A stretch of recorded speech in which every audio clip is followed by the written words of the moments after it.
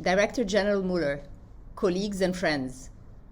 at the outset, I would like to begin my statement by thanking one of Egypt's most valuable development partners, the United Nations Industrial Development Organization, for their prominent role in supporting sustainable industrial development in Egypt across various sectors in close alignment with Egypt's national priorities. This year, the Industrial Development Report 2022, under the theme, The Future of Industrialization in a Post-Pandemic World, echoes important findings that call for greater regional economic integration to achieve sustainable, green, and inclusive industrial development. In this context, the report emphasizes that the future of industrial development in the African continent post-COVID-19 must entail regional cooperation and collective decision-making among all countries to endorse the three main areas of concern, namely industrial digitization and automation, global production rebalancing, and finally, industrial greening.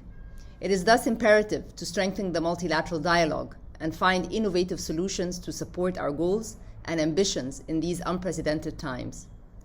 Honorable guests, as a founding member of the United Nations, Egypt has always been at the forefront of countries developing a long-term strategic plan to achieve the Sustainable Development Goals by 2030, based on national priorities and principles, with the aim of achieving a comprehensive and sustainable development path. To achieve SDG 9, industry, innovation, and infrastructure, Egypt continues investing in resilient infrastructure to unleash the potential of a dynamic and competitive economic forces, generating employment, promoting inclusive entrepreneurship, and facilitating trade. In this context, the government of Egypt is currently finalizing the strategic cooperation framework with the UN, named UN SDCF, which covers the period 2023 to 2027, and aims to support the government of Egypt's priorities in achieving economic and social development while taking into consideration the necessity to build on the achievements made during the current strategic cooperation framework UNPDF, which ended in June 2022. This is in line with 5 pillars that have been identified for the upcoming cooperation framework: investment in human capital, inclusive economic development, environmental sustainability, transparency and good governance, and finally, empowerment of women. Ladies and gentlemen, Egypt's current and upcoming government action plans, as well as the various presidential initiatives and sectoral strategies launched during the past decade, showcase the overarching commitment towards investing in a well-equipped labor force that can adapt to the demands of the Fourth Industrial Revolution and the transition to a sustainable, inclusive, and competitive green economy. In this context, thematic pillars related to industrial development were placed at the heart of the reform to build back better.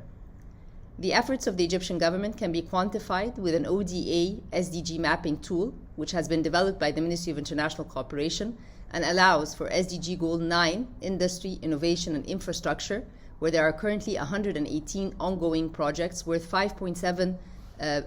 million,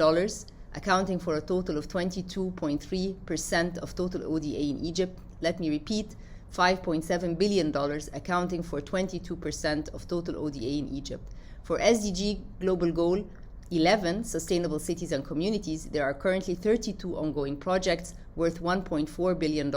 which accounts for 5.8% of total ODA in Egypt.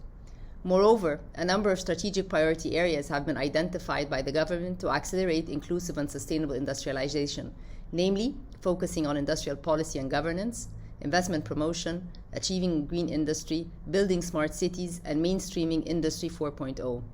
In this context, the government embraces the role of the private sector, bringing it to the table, which requires coordinated action and a commitment to the environment, social, and governance principles. Excellencies, friends, and colleagues, I would like to use this opportunity to extend my deepest gratitude to Yunido, and I look forward to welcoming you all in the world's green city of peace, Sharm el-Sheikh, at COP27 next November. Let us all speak with one voice for all of humanity for a dedicated climate action. Thank you.